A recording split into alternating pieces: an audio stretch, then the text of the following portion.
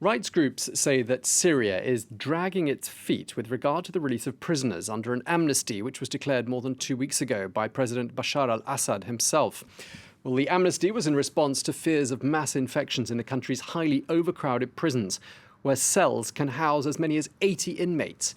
Well, the Syrian government has confirmed only 19 cases of infections. And the Syrian authorities also deny the existence of certain detention facilities, making the situation all the harder to follow. Well, let's get more now from Mohamad Katoub, who is a doctor with the Syrian American Medical Society and the advocacy manager of the Syrian Center for Media and Freedom of Expression. Thank you very much indeed for speaking to us. You're actually far from Syria. You're in Canada right now. Just tell us how you're managing, first of all, to keep track of the situation, given that you are so many thousands of kilometers away. Yeah, thanks for having me, and good afternoon for you and your audience. Just to correct, I'm no longer with the Syrian American Medical Society. Thanks for that introduction. I work for the Syrian Center for Media and Freedom of Speech. Anyway, the center have a big network on the ground in Syria. We have 38 staff working on Syria, and they are reporting about the cases. We have been documenting cases of detention since 2011. We have a number of over 90,000 people who were arrested, shot to death in the detention facilities in Syria. The majority of them are in the detention facilities of the Syrian government. Some others were by other armed groups. We have been receiving concerning news about the conditions in the detention facilities. No reports on the health conditions there. Of course, this is a long record of absence of transparency from the Syrian government of sharing any medical records, especially for those who were tortured to death. Especially also that the majority of those deaths were justified by medical reason, with no sharing of the medical records with their relatives or any other organization. In addition to that, there is no access for UN agencies or International Committee of the Red Cross to those detention facilities to observe the conditions of detention in those facilities. We, in addition to, alongside with almost 45 organizations, issued a statement about that, and the Syrian Center for Media and Freedom of Speech did legal analysis for the pardon, which was issued by the head of the regime, Bashar al-Assad. And this is not the first amnesty that was issued since 2011. This is only the second one in only 6 months. Just 6 months before, there was a pardon in September 2019. And another one now in March, but all those amnesties bring no good news for people who are detained based on their political opinion. Okay, so what you're saying is that despite the amnesty, people who are detained on political grounds are not being freed in Syria. Is that what you're saying?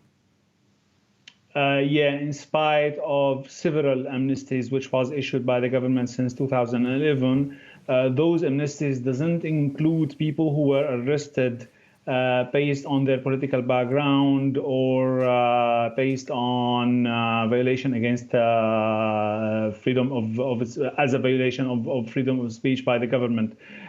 So this amnesty doesn't vary. There's no differences from the one which was issued in September. Very minor differences, and there is no information coming from the Ministry of Justice in the Syrian government, nor the Ministry of Interior, about number of people who were released, about what categories which are released. But the amnesty itself, with many items excluding those people who were detained based on their political background. So the few who will benefit from that are other categories. And the numbers that I shared with you, the 90,000, are only the numbers that we could have access to which we could verify and confirm through a very tough methodology. The numbers might be doubled or even much more than that. Dr. Katoub, isn't the idea that the amnesty is in place, this latest amnesty, specifically with this COVID-19 pandemic in mind and with the goal of not allowing it to spread, because the conditions in some of these prisons are appalling and the prisons are extremely crowded. Isn't that the whole point of it? Yeah. So basically, from time to time, the Syrian government being an amnesty under pressure from international community, from international actors, after a lot of pressure and lobbying from human rights defenders in Syria and neighboring countries, calling for the release of prisoners. And then sometimes it's also for negotiation purposes, never was to benefit or for the advantage of the detainees or even the Syrian people in general. Those detention facilities might be very fragile in front of such a pandemic. There is no way that the detainees will be able to stand against just such a pandemic, just in case one of them was transferred with the disease. Okay, Dr. Katoub, we're nearly out of time. I just want to ask you, what do we know about the situation with regard to COVID-19 in Syria? Because as far as the authorities are concerned, there isn't a huge number of cases.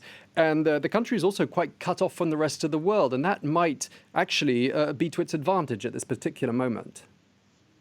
Yeah, I agree 100%. This is very concerning also, not only in the detention facilities, but also for the whole population, especially with almost 5 to 6 million were displaced in the past 8 to 9 years. Just last year, 1 million were displaced, and they are living in camps in very bad conditions, in very bad hygiene conditions with no access to basic needs like water and medical assistance. There is no way they can have any kind of protection. The health system itself, after a long years of being under attacks by the Syrian government and other parties, became very fragile and will not resist. And in spite of all of that, there is no transparency of information coming from the Syrian government. We are receiving reports from the ground. Unfortunately, we can't verify or confirm that there are cases which might be coronavirus. But there is no way to confirm that, especially with the very weak access to the diagnosis kits. Okay. Nevertheless, the areas which are under not under the government control, where the response from WHO is very weak till now, and like the northeast and northwest of Syria now, they have only one PCR device to make the tests. But the conditions in the camps there are very concerning. Also today, in the 7th of April, the World Health Day, NGOs are trying to push, and there is another statement from a big number of NGOs also are pushing for better response, and also not to make a blind eye on the long records of violations and the crimes committed against health workers. More than 900 health workers were killed in the past 9 years.